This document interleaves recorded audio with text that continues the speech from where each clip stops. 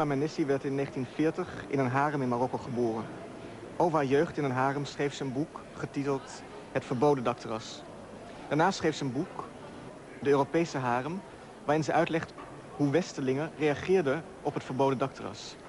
Ze schrijft dat mannelijke journalisten, vrouwelijke journalisten komt ze zelden tot nooit tegen. Stevast als eerste de vraag aan Mernissi stelde: zo mevrouw, dus u bent in een harem geboren. En dan begonnen ze te giechelen.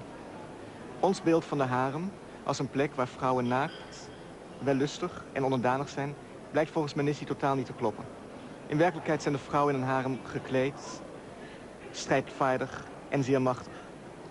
Een terugkerend motief in haar werk is Sherazade uit 1001 Nacht, die haar leven redt door iedere avond, iedere nacht aan haar man, de koning, een ander verhaal te vertellen en daardoor wordt ze niet vermoord.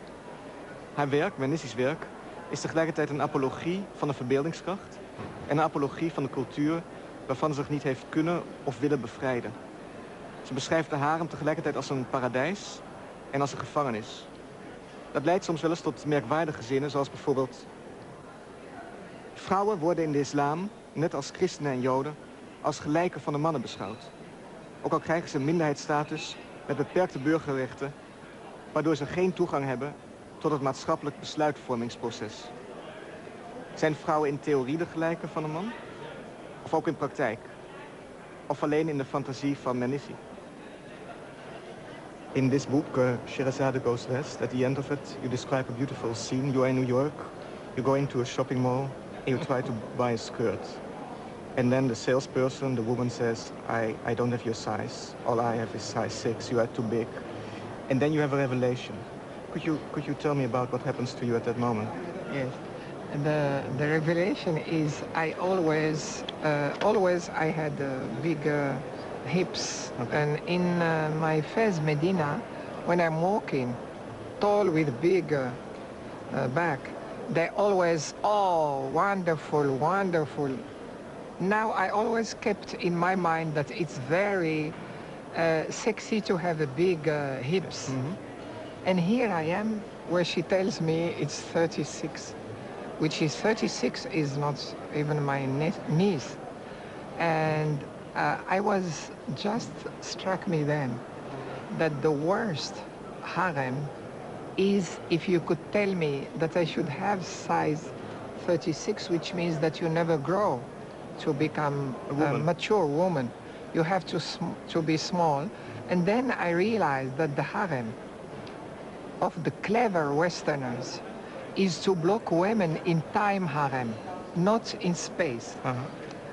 So that instead of, and this is more pernicious because the women cannot fight it, because you are telling them if you want to be beautiful you have to stay thin, thin, just like young woman. And you even make the provocative statement that you say the Muslim women, they have one Ramadan, and the Western women, they have 12 months. Every month is a Ramadan. Yes. You really believe that? Of course, because I was teaching in 78 in America, and I always ask the other women professors. I ask her, oh, why don't you come to look, because I live 4 months on the beach. I like to look at the sunset. Okay. And mostly the full moon sunset, because the moon, when it's coming out on the 14th of the lunar month, the moon is up when the sun goes down. And I ask them, do you want to walk to see the full moon? Or they tell me, no, we are jogging. Okay. They are jogging. And then I discovered that they have 2 jobs. They teach at the university, but the rest of the time they are into fitting and running. I mean, it's another job. But why do you think that it's impossible to fight against this? You said it's not possible for, like you could fight against the harem, but the Western women, they can't. Yes, because the Western harem, it uses space. So it blocks, it says space, there is divided into 2. Private is the harem, which is the family space, where the women ought to be. Mm-hmm. Public, that is the streets, the parliament, That's political, and the women... That's the public space. That's public space. And the women shouldn't be there. If you want to be there, you have to put Cover your face. a veil, to cover the face so that you are there, but you don't belong. So it's much easy to be fighting against This space harem than against time harem, because time harem is invisible. The European, he says to the woman, my dear, you are my equal, you can go to public space, you can go to the parliament, you are my equal. But he used the beauty and the marketing to send another message that you have to be beautiful. And to be beautiful, you are skinny. Therefore, she can be parliamentarian, but half of her time. While, like parliamentarian in Holland, he could be very big. He has no problem in that. But the woman parliamentarian, she also have to be very beautiful, female, and probably she is running and trying to be skinny because... But I'm trying to suggest that the Western women are as oppressed as the women in Morocco were, as you were? Definitely, what strikes me is that a lot of intellectual women are not aware when they are jogging that they are giving in to Monsieur Lagerfeld and old-fashioned and Christian Dior and all that. That strikes me that they don't make the link that to be always on a diet or to be always jogging or trying to be skinny, that they are manipulated. I am surprised. For me, it's evident. You quote also in this book the philosopher Immanuel Kant, who said that intelligent, educated women, they could have a beard. They're not female anymore. I am so happy that the Arabs don't know about Monsieur Kant. Because what would happen then? Fanatic Arabs would use Monsieur Kant and translate him and tell us that this is the European thinker, and I am so happy they don't know about him. But one of the things you would like to do is to bring a thinker, philosopher like Immanuel Kant to Morocco, to the Arabic world, don't you?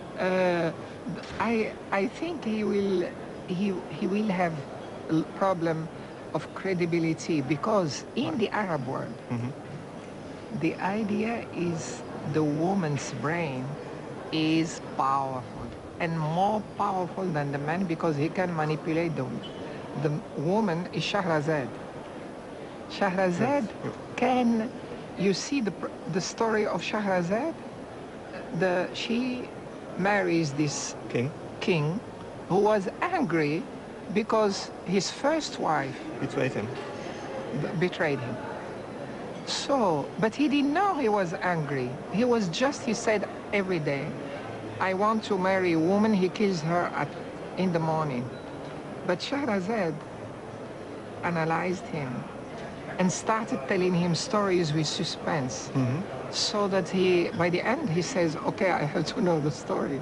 He doesn't want to kill her. And that's why he saved her life. Saved her life. So that's the power of words you described here. Yes, because she made him, after 6 months, he was listening to her, he said, Shahrazad, I know I was angry and I couldn't communicate. And this is why I was killing. So So you describe her as a very good psychologist, basically. Yes, communication worked. Yeah. Before this conversation, we had a cup of coffee, and you told me that you think communication is not about language. Oh, I absolutely, I know that because... But that's basically now you're saying the opposite, because this woman, Shahrazad, she seduced the king with words, with language, not with her body. Yes, she seduced him by understanding, guessing what's his problem. And well, you know, I am a big believer in Shahrazad. I know. The men have all the power, but they have one taboo. In all cultures, the man cannot say, I am afraid.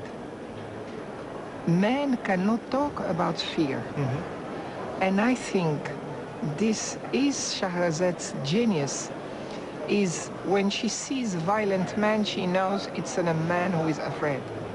I could say the same for Bush. Okay. He is just an afraid kid, but he cannot say it. He cannot say, I am afraid. A man in all cultures, they are forbidden from saying they are afraid. But so she read. But let's go back to this statement you said, communication is not about language. Please explain again, what do you mean with that? Very often, I give an example. Could violence be communication? Violence? No, Safe والقلم. Safe is the sword and the pen. Safe is you kill the enemy. Qalam is you communicate with the enemy. You use words to communicate. And Shahrazad, she used words to communicate with the enemy, and she transformed him into a friend, which is her husband. So language is important? Absolutely. And in fact, for the Arabs, they made the power by the language. The Islam spread with the Arabic language. But do you think you can fight violence with language, with words? Absolutely, communication. Just like Shahrazad with her husband. But if I want to kill you, what are you going to do against me if I have a sword or a weapon? How can you prevent me from killing you just with language? No, bien sûr. You communicate. Even now there is big debate in the Arab world. You know, in the Arab world there is a revolution, satellite revolution. It's the biggest industry we have. In 1990, there was one satellite television in Baghdad when they were bombing Baghdad, and that was CNN. And now, 2004, the bombs sent by the Americans on Baghdad, they are filmed, not CNN, we don't see CNN anymore. We have 140 satellite channel. All Arabic, European, or what? Arab language, it is the second after English in satellite broadcasting. It is the second language of the world now in satellite broadcasting. So what did this revolution do to the people? Yes. What? Communication. The big debate now. Yes. The fanatics in the Arab world, they come to the television, they have to explain why are they using violence. Does that help them? This is, of course, he cannot... It helps the fanatics or not? Not that. He changed his politics. But how come, like today... You cannot... In a newspaper in the New York Times, I read that 75% of the Moroccan people think that suicide bombings against Westerners are okay. How do you explain that? 75%? Just a minute. Okay. Just a minute.